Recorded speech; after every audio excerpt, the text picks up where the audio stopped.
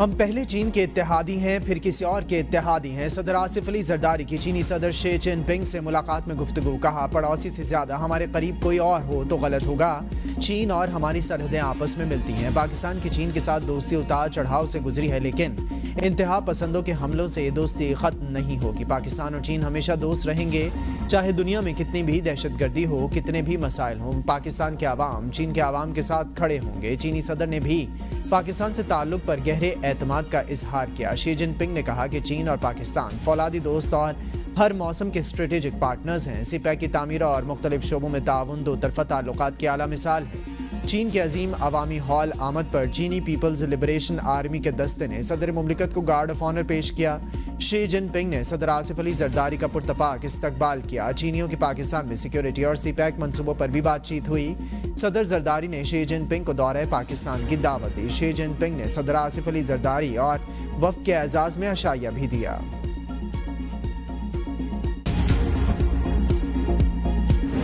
اس جدوجہد میں ہم آپ کے ساتھ شانہ بشانہ کھڑے ہیں جب تک کہ وادی میں گرنے والے خون کی بدولت کشمیریوں کا ان کا حق آزادی مل نہیں جاتا۔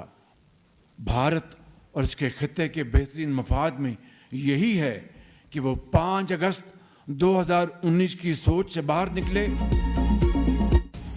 وزیراعظم شہباز شریف کی بھارت کو مسئلہ کشمیر پر بامعنی مذاکرات کی دعوت۔ آزاد کشمیر قانون ساز اسمبلی کے خصوصی اجلاس سے خطاب میں کہا کہ بھارت اگر یہ سمجھتا ہے کہ وہ طاقت کے زور پر کشمیریوں کی تحریک آزادی کو دبا لے گا تو یہ اس کی بھول ہے۔ کشمیر کبھی بھی بھارت کا حصہ نہیں بن سکتا۔ کشمیریوں کا خون بہانے سے یہ مسئلہ حل نہیں ہوگا۔ بھارت کے بہترین مفاد میں ہے 5 اگست 2019 کی سوچ سے باہر نکلے۔ کشمیری گزشتہ 7 دہائیوں سے اپنے خون سے آزادی کی داستان لکھ رہے ہیں۔ جبر کے سامنے کشمیری آج بھی ڈٹے ہوئے ہیں۔ بھارت لاکھوں کی تعداد میں کشمیر میں اضافہ کرتا جا رہا ہے۔ تنازع کشمیر کا حل اقوام متحدہ کی قراردادوں میں مضمر۔ ہم ہر محاذ پر کشمیریوں کے شانہ بشانہ کھڑے ہیں، ہر فورم پر کشمیریوں کی آواز بنیں گے، کشمیریوں کی قربانیاں رائیگاں نہیں جانے دیں گے۔ پاکستان جوہری ملک ہے۔ ہم نے قیام پاکستان سے لے کر آج تک ہر جارحیت کا دندان شکن جواب دیا۔ پاکستان کی امن پسندی کوئی کمزوری نہیں۔ مقبوضہ کشمیر سمیت تمام تصفیہ طلب معاملات کو بات چیت سے حل کیا جائے۔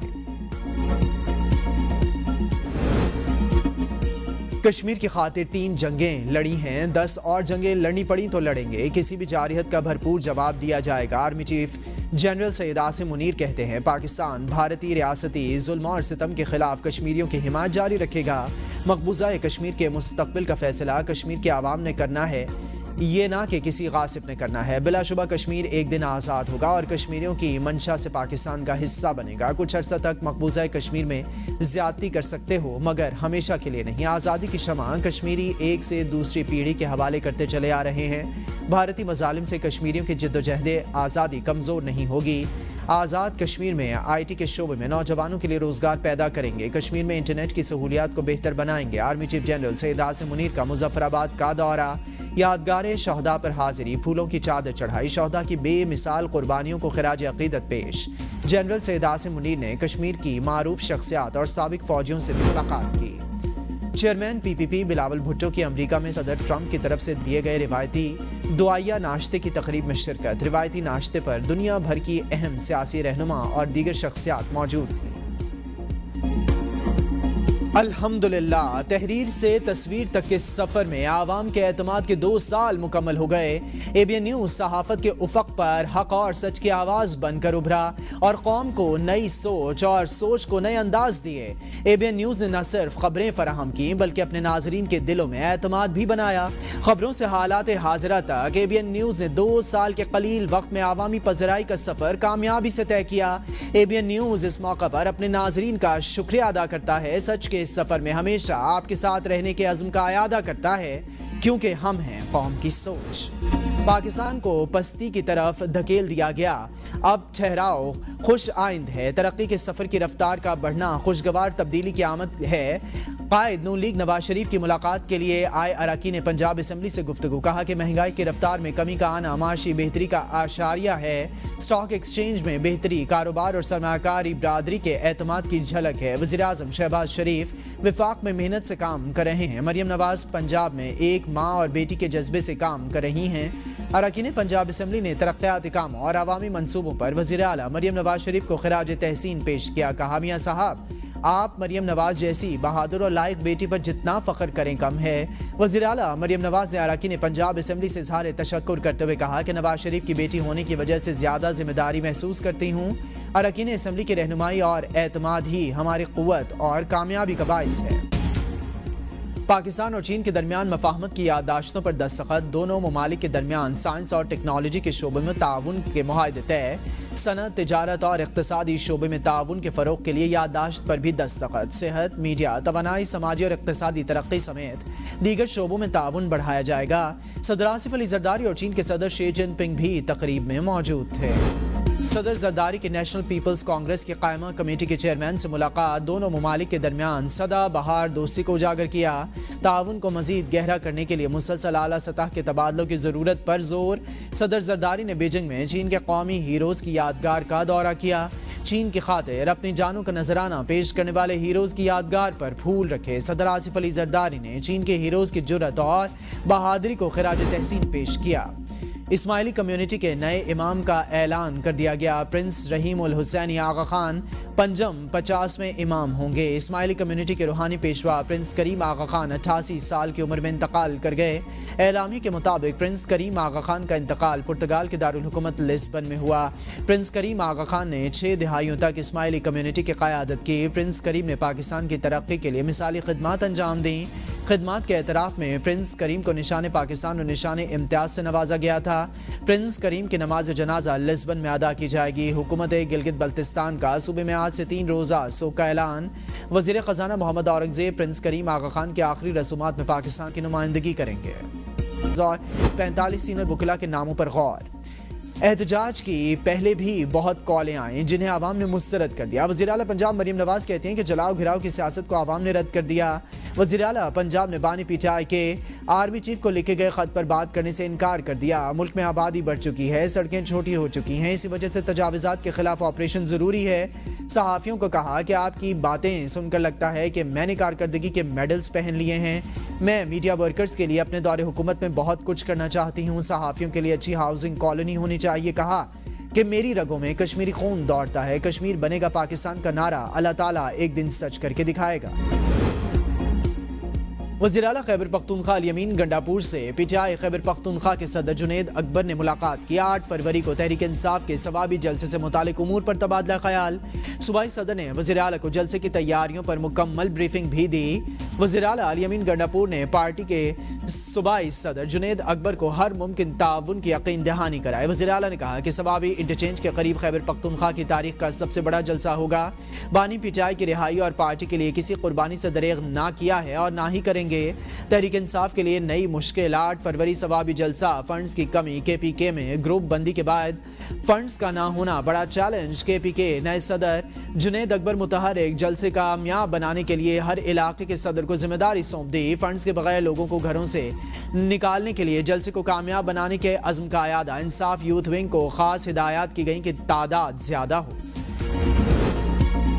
بانی پی ٹی آئی کا آرمی چیف کے نام خط ایک چارج شیٹ ہے. سینیٹر عرفان صدیقی کہتے ہیں کہ فوج دہشت گردی کے خلاف جنگ میں اپنا خون بہا رہی ہے. جوان اور افسر شہید ہو رہے ہیں.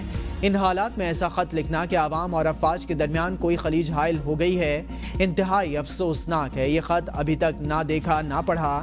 پتہ نہیں کس کبوتر کی چونچ میں ہے اور وہ کب کس منڈیر پر اترے گا. نہ جانے کون لوگ کہاں سے بیٹھ کر خط لکھتے ہیں اور بانی پی ٹی آئی سے اپنا خط قرار دے دیتے ہیں.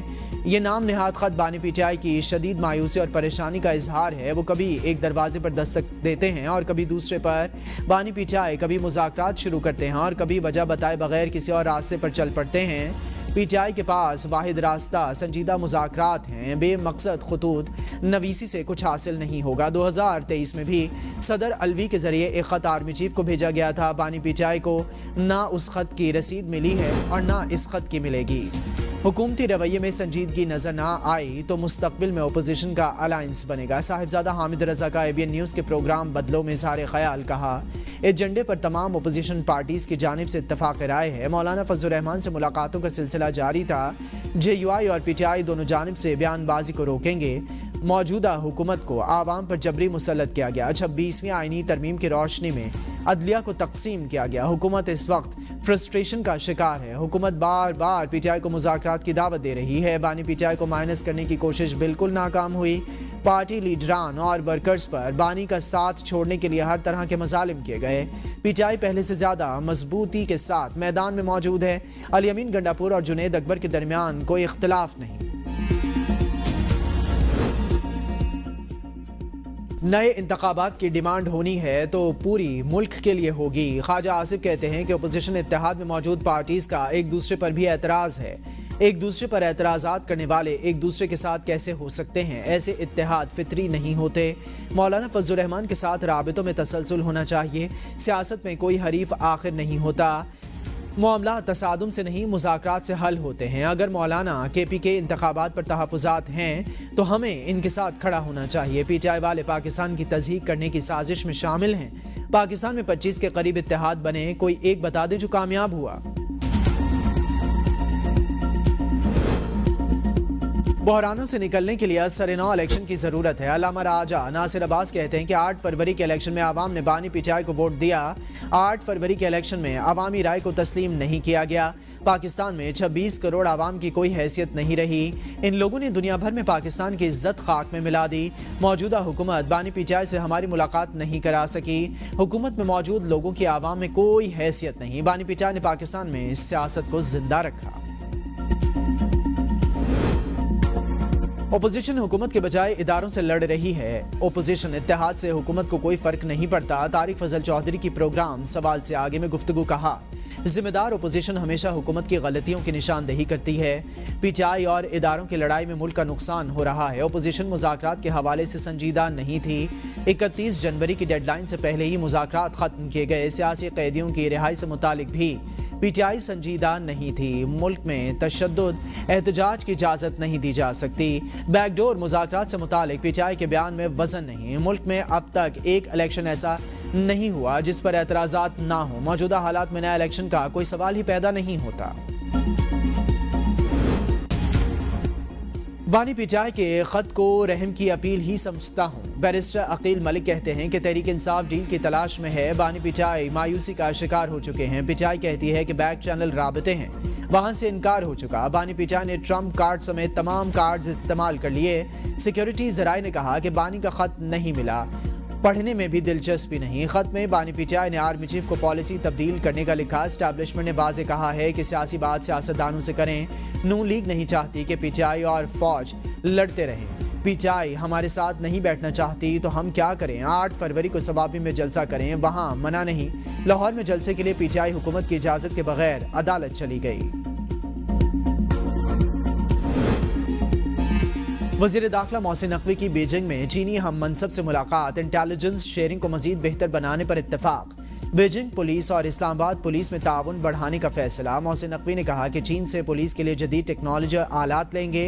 मुलाकात में जनवरी में ज्वाइंट वर्किंग ग्रुप की मीटिंग पर इत्मीनान का इजहार। वज़ीर दाखिला मोहसिन नकवी ने चीनी हम मनसब को पाकिस्तान के दौरे की दावत दी। वज़ीर आला सिंध की सरबराही में हुकूमत सिंध के वफ्द की चीनी कंपनी नॉर्निको के हुक्काम से मुलाकात। Karachi circular railway, Thar coal energy, electric बसें और दीगर मंसूबों पर तबादला ख्याल। मुराद अली शाह कहते हैं कि मंसूबों से न सिर्फ सिंध बल्कि पाकिस्तान की मईशत को भी फरोग मिलेगा। सिंध के सीनियर वजीर शर्जील इनाम मेमन की बीजिंग में चीनी EV बस मैन्युफैक्चरर्स से मुलाकात हुई है। सिंध में सरमायाकारी की दावत। सिंध हुकूमत की जानिब से ग्रीन एनर्जी और इलेक्ट्रिक मोबिलिटी को फरोग देने के लिए हर मुमकिन ताउन की भी यकीन दहानी कराई गई। शर्जील इनाम मेमन ने कहा कि हुकूमत सिंध सरमायाकारों को टैक्स में रियायत, जमीन की फराहमी और रेगुलेटरी